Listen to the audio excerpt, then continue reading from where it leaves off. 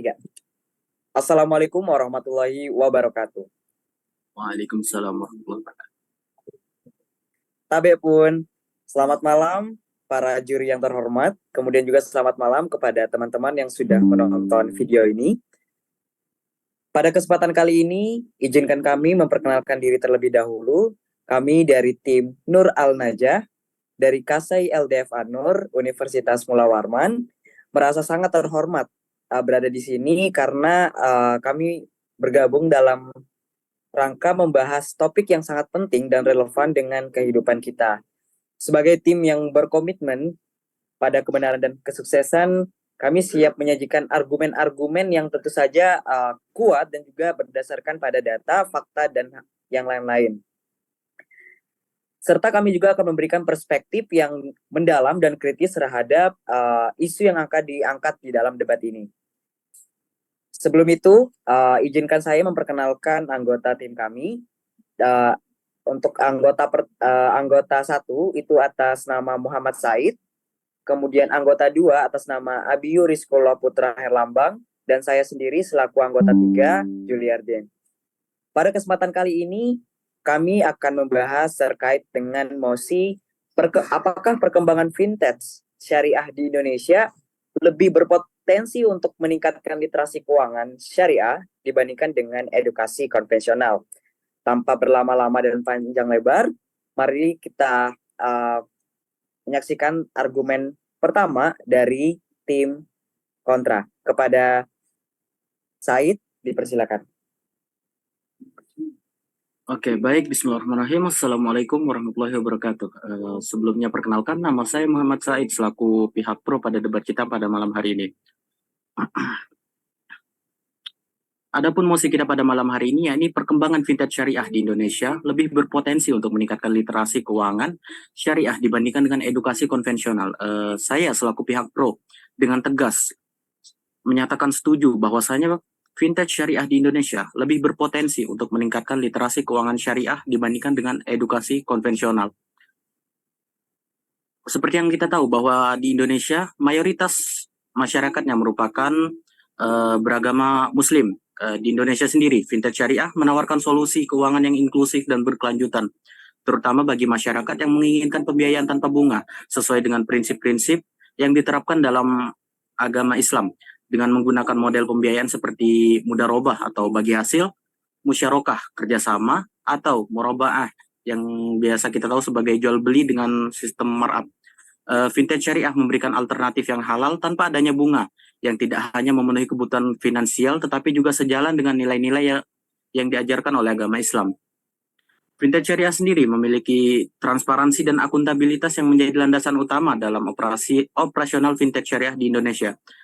Setiap transaksi dan produk keuangan disampaikan dengan jelas dan rinci, memastikan bahwasannya nasabah dapat membuat keputusan yang cerdas dan inovatif. Hal ini tentunya akan menciptakan kepercayaan dan loyalitas nasabah terhadap layanan keuangan syariah.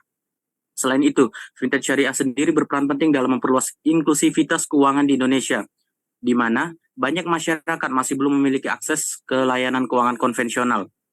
Dengan memanfaatkan teknologi digital, vintage syariah mampu menjangkau individu dan perusahaan di berbagai wilayah, termasuk daerah-daerah terpencil yang sebelumnya sulit dijangkau oleh lembaga keuangan konvensional.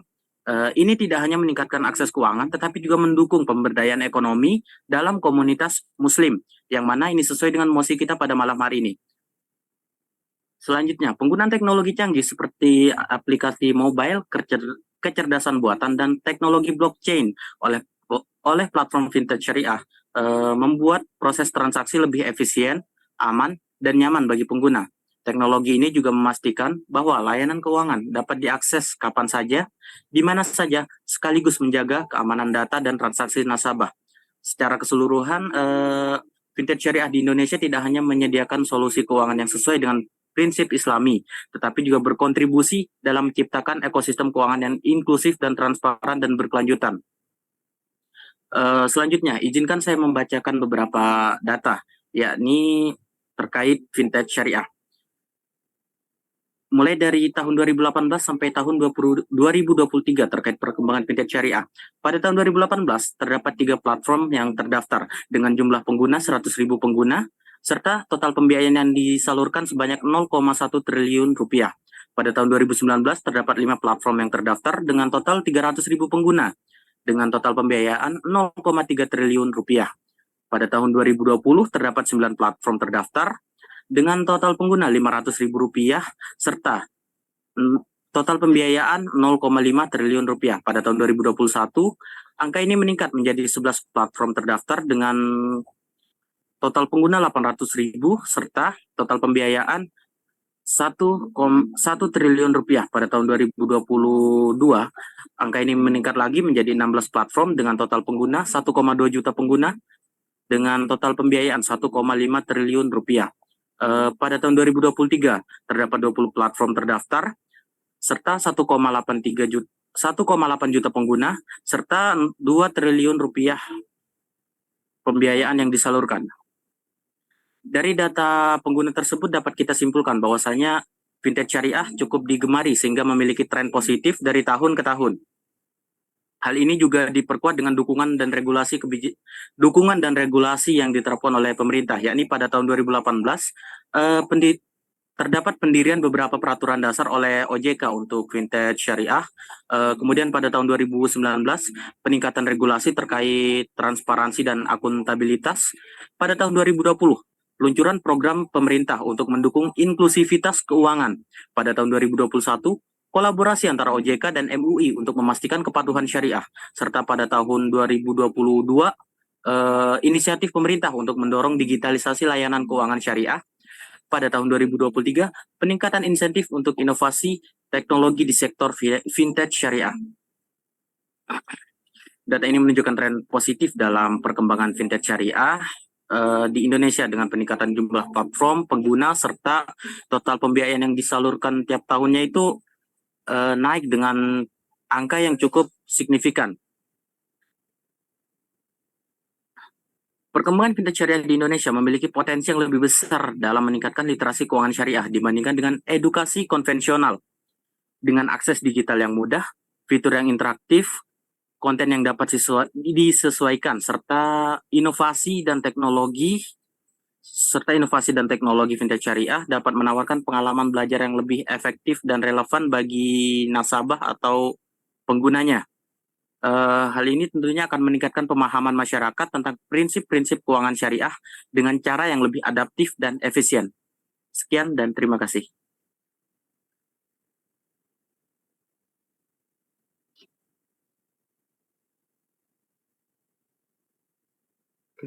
Selanjutnya akan dilanjutkan dengan dari tim kontra. Kepada saudara Abiu, dipersilakan. Assalamualaikum warahmatullahi wabarakatuh. Selamat malam semua yang lawan debat saya serta hadirin sekalian. Pada kesempatan ini saya Abiur Sekolah Putra Lambang dari tim kontra hadir untuk membahas mosi yang berbunyi perkembangan fintech syariah di Indonesia lebih berpotensi untuk meningkatkan literasi keuangan syariah dibandingkan dengan edukasi konvensional. Saya sebagai tim kontra meyakini bahwa edukasi konvensional memiliki keunggulan yang lebih signifikan dalam meningkatkan literasi keuangan syariah di Indonesia. Saya berpendapat bahwa pendekatan tradisional dalam edukasi masih sangat relevan dan mampu menjangkau berbagai lapisan masyarakat dengan lebih efektif dan komprehensif dibandingkan dengan fintech yang sedang dibahas saat ini. Saya memiliki beberapa argumen tanggahan untuk tim pro. Yang pertama yaitu mengenai aksesibilitas yang lebih luas. Tim pro tadi menyatakan bahwa fintech syariah menawarkan akses yang lebih luas dan mudah bagi masyarakat, termasuk daerah-daerah terpencil melalui aplikasi online. Namun kita juga harus mempertimbangkan bahwa akses teknologi ini tidak merata di Indonesia. Menurut data Badan Pusat Statistik atau BPS itu sendiri, penetrasi internet di daerah pedesaan itu hanya mencapai 51,5%, yang dimana angka ini itu jauh di bawah penetrasi daerah perkotaan yang sudah mencapai 76,3%. Hal ini menunjukkan bahwa masyarakat di daerah pedesaan itu yang sangat membutuhkan literasi keuangan justru akan menghambat efektivitas dari fintech itu sendiri untuk mengembangkan literasi keuangan syariah kepada para masyarakat, terutama di daerah pedesaan.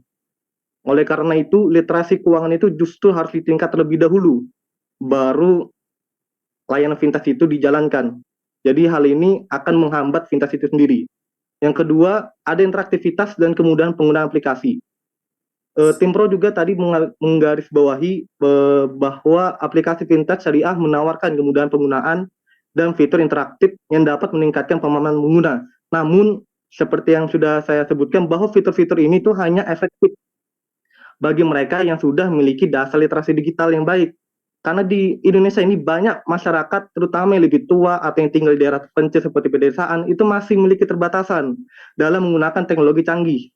Nah, oleh karena itu, edukasi konvensional ini melalui pelatihan tatap muka dan materi cetak, itu memungkinkan mereka untuk belajar dengan cara yang lebih langsung dan personal, yang dimana edukasi konvensional ini justru lebih efektif dalam penyaluran literasi mengenai keuangan syariah dibandingkan fintech yang sudah Tim Pro sebutkan tadi. Poin yang ketiga, ada penyebaran informasi yang cepat dan luas. Yang saya garis bawahi juga, bahwa Tim Pro berpendapat bahwa fintech syariah ini dapat menyebarkan informasi dengan cepat dan luas melalui platform-platform digitalnya. Seperti yang disebutkan itu ada 6 platform yang sudah didaftarkan. Namun, kecepatan penyebaran seperti kita tahu, kecepatan penyebaran informasi itu tidak selalu berbanding lurus dengan kedalaman pemahaman, yang dimana kedalaman pemahaman itu sendiri didasarkan pada pemahaman atau dasar kemampuan masyarakat dalam menerima informasi, yang dimana itu sendiri sangat berbanding terbalik dari realita yang kita dapatkan, bahwa masih banyak masyarakat yang tidak mampu menerima informasi itu secara baik. Bahkan tidak sedikit masyarakat itu yang menerima informasi tapi mereka merespon dengan sesuatu yang tidak yang malah berbanding terbalik dengan apa yang ingin disampaikan oleh informasi tersebut sendiri. Nah, edukasi konvensional itu memungkinkan adanya interaksi langsung antara pengajar dan peserta yang face to face, sehingga kalau misalnya ada masyarakat yang memiliki pertanyaan, langsung dapat dijawab oleh pengajar secara mendalam dan langsung, dan itu sendiri bisa meningkatkan kualitas pemahaman peserta. Data dari OJK sendiri menunjukkan bahwa program literasi keuangan yang dilakukan melalui pelatihan tatap muka itu telah berhasil dalam meningkatkan indeks literasi keuangan syariah secara signifikan dari tahun ke tahun. Baru juga poin yang keempat itu ada efisiensi dan ketersediaan informasi secara real time dari fintech. Nah, fintech syariah itu sudah menyediakan informasi secara real time yang tentunya mungkin sangat efisien. Namun kita tidak boleh menyampingkan soal aspek keamanannya, yang menurut laporan OJK tahun 2023 terdapat peningkatan sebesar 35% dalam kasus penipuan digital terkait fintech. Jika masyarakat ini tanpa pemahaman yang mendalam tentang keamanan digital, maka bakal banyak sekali pengguna fintech yang dapat menjadi korban penipuan, yang justru itu akan menurunkan indeks kepercayaan mereka terhadap sistem keuangan syariah itu sendiri. Nah, yang poin yang terakhir itu ada penghematan biaya dan waktu. Tim Pro tadi menyatakan bahwa fintech syariah menawarkan penghematan biaya dan waktu yang signifikan. Namun, program edukasi konvensional ini sendiri juga dijalankan oleh lembaga resmi seperti OJK dan Bank Indonesia yang sering didukung oleh subsidi pemerintah dan organisasi non-pemerintah, sehingga biaya untuk peserta ini sangat minimal atau bahkan gratis. Selain itu juga pelatihan tatap muka ini juga menawarkan kedalaman yang lebih baik dibandingkan melalui platform digital semata. Jadi, dari 5 poin tadi, saya yakin bahwa edukasi keuangan syariah yang konvensional itu memiliki potensi lebih besar untuk meningkatkan literasi keuangan syariah di Indonesia dibandingkan fintech. Saya juga percaya bahwa melalui metode konvensional, edukasi dapat menjangkau semua lapisan masyarakat dari menengah ke atas sampai menengah ke bawah, dari daerah perkotaan sampai dari pedesaan, dengan pemahaman yang lebih mendalam dan komprehensif dan efektif, serta menawarkan keamanan dan regulasi yang lebih terjamin. Itu saja dari saya, terima kasih.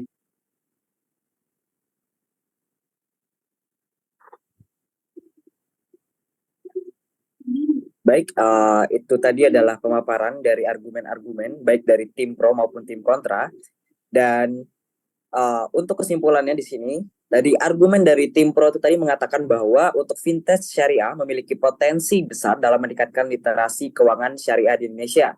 karena juga kemampuannya untuk menjangkau lebih banyak orang, kemudian dengan cara yang interaktif, personal, dan juga tentu saja didukung oleh teknologi.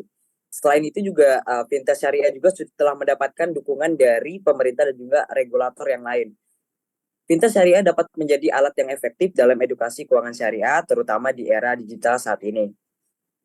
Lalu untuk argumen dari tim kontra sendiri tadi ada mengatakan bahwa meskipun fintech syariah ini menawarkan berbagai manfaat, namun edukasi keuangan syariah melalui metode konvensional ini masih lebih efektif dalam hal menjangkau kelompok yang kurang paham teknologi. Jadi semisalnya dari pedesaan itu tentu saja memang tadi sesuai dengan apa yang telah disampaikan tadi, ada beberapa data bahwa sekitar 51% masyarakat pedesaan itu masih kurang mendapatkan pemerataan teknologi. Kemudian juga memiliki kredibilitas yang lebih tinggi dan juga tentu saja menghadapi resiko keamanan data seperti yang telah disampaikan tadi. Edukasi konvensional juga ini tentu memungkinkan penyampaiannya secara face to face ataupun juga secara langsung sehingga nanti masyarakat yang belajar di situ akan lebih mudah memahami, dan apabila ada pertanyaan mereka akan langsung bisa bertanya secara langsung dan juga bisa mendapatkan jawaban yang lebih bisa dipahamin. Nah, untuk kesimpulannya sendiri adalah kedua metode ini tentu saja memiliki keuntungan dan juga manfaatnya masing-masing. Fintech syariah menawarkan inovasi dan kemudahan akses, namun edukasi konvensional tetap relevan untuk kelompok masyarakat tertentu dan juga dalam konteks tertentu. Nah, oleh karena itu, kombinasi dari kedua metode ini sangat yang paling efektif. Nah, jadi kombinasi dari kedua metode ini sangat efektif untuk meningkatkan literasi keuangan syariah di Indonesia secara menyeluruh.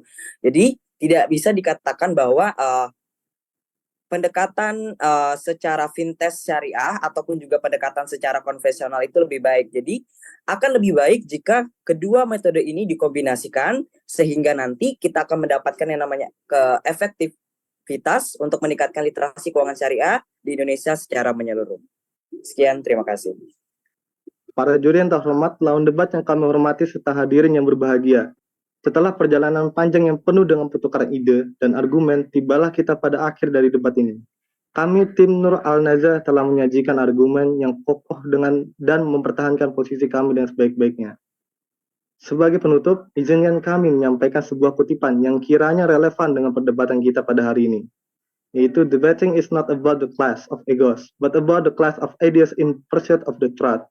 Kutipan ini mengingatkan kita bahwa tujuan utama dari debat adalah untuk mencari kebenaran, bukan sekedar untuk menang. Oleh karena itu, kami sangat mengapresiasi lawan debat kami atas argumen-argumen yang telah disampaikan. Debat ini pada akhirnya adalah kemenangan bagi pemikiran kritis dan dialog yang sehat. Dan sebagai penutupnya manis, izinkan kami menyampaikan sebuah pantun. Bunga mawar di tepi jalan, tumbuh indah di dalam taman. Debat telah kita jalankan, semoga bermanfaat bagi semua teman. Dengan demikian, kami mengakhiri presentasi kami. Terima kasih kepada para juri, teman debat, dan hadirin sekalian atas perhatian dan waktu yang telah diberikan.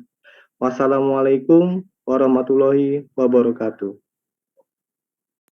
Waalaikumsalam.